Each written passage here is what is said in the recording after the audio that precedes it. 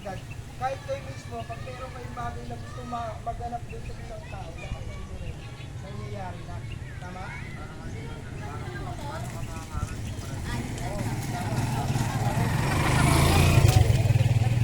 Dahil kami yung sinabi ng Panginoon, bago ka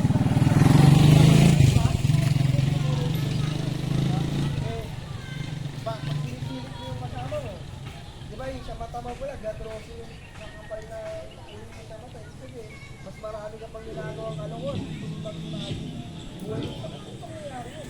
Diba? So, hindi nagiging produktibo yung mga sinasabi natin sa kanila. Babasahin natin yung talata. Yung Bible, ito maganda. No? Ito yung salita na to ay hindi lang natin basta. Ibig sabihin, yung mga bagay na pinag-uusapan natin dito, hindi ko lang pinasa sa sarili ko lang. Hindi ako nagsasalita sa inyo. Sa ganang sarili ko lang layunin, di ba? Kasi walang kwenta yun. Kumbaga, bawat bagay na sinasabi ko sa inyo, bawat salita ay dahil dito. No? Meron tayong pinagkukuhanan ng mga mensahe. It is mahalaga kung saan ay merong power. No? Sabi rito sa Mateo, chapter 7, verse 21, napakinggan nyo na to. Sabi rito sa talatang 21, hindi lahat ng tumatawag sa akin, Panginoon, Panginoon ay papasok sa kaharian ng langit, kundi ang mga taong sumusunod sa kalooban ng aking Ama na nasa langit. Sa araw ng paghuhukom, maraming magsasabi sa akin, Panginoon, hindi po pa sa iyong pangalan ay nangaral kami, nagpalayas ng mga demonyo, at gumawa ng himala. Ngunit sasabihin ko sa inyo, hindi ko kayo kilala. Lumayo kayo sa akin, kayong mga gumagawa ng masama. Ibig sabihin, maraming tao sa mundo na tumatawag sa Panginoon, kilala nila yung kanyang pangalan, pero hindi sila namumuhay ayon sa kalooban ng Diyos.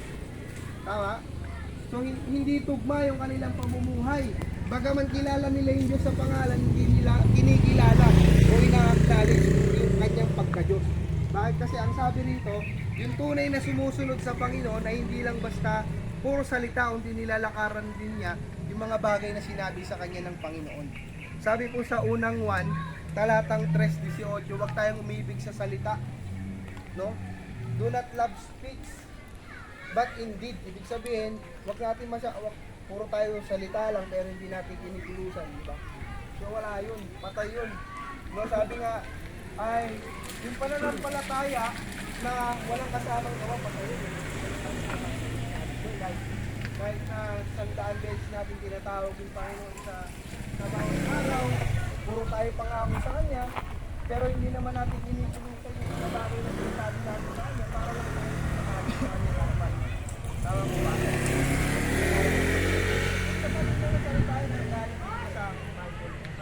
Sa aklat na ating hawak. Pangalawa, sabi dito, the problem of empty words. Sabi ron, ay nagbabalayan Panginoon. Nag-explain na sila kung yung kilala sa Panginoon, wala naman siyang sinusunod. Wala siyang sinusunod sa mga sinasabi niya. Merong mga Pariseo at mga Saduceo, isa sila sa mga karakter ng Biblia na kung saan ay sila'y tagapagpatupad ng batas. O isipin mo, tagapagpatupad sila ng batas. Pero maski isa dun sa utos na kanilang pinapatupad, wala silang ginagawa. Di ba sila yung mga hipokrito sa Biblia? Sila yung mga tinutukoy na hipokrito na kung saan may bagay silang pinapatupad dun sa bayan na kanilang nasasakupan. Pero kahit isa ron, yung mga daliri nila, hindi nila ginagalaw para sundin yun. Diba? Ang hirap po. Yung tagapanguna mo, o yung mga tao mamumuro sa'yo, gano'n, diba? Parang bigat sundin nun. Siguro marahil sundin mo sila. Hindi lang paggalang na lang, siguro, respeto na lang, pero sa loob-loob mo mabigat.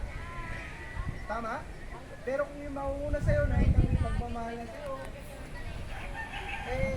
yung respeto na i-earn nila sa'yo. Hindi lang tayo mismo bakit kasi nakita mo yung pagmamalasakit nila, totoo. Tama, nadarama. Ngayon ba?